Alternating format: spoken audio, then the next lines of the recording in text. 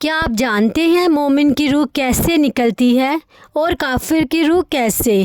یہ حدیث سن کر دل کانپ اٹھے گا۔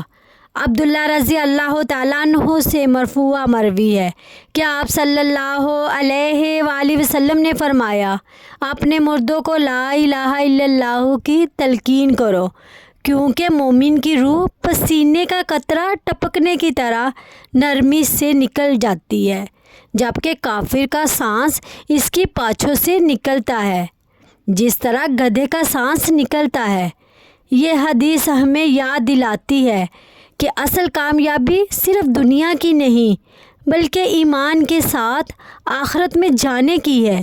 جس شخص کی زبان پر آخری وقت میں لا الہ الا اللہ ہو، اس کے لیے موت آسان اور رحمت والی بن جاتی ہے، لیکن جو اللہ سے دور رہتا ہے اس کے لیے موت کی سختیاں بہت خوفناک ہوتی ہیں۔ اس لیے آج ہی اپنی زندگی کو نماز، زکوٰۃ اور توبہ سے بدل لے۔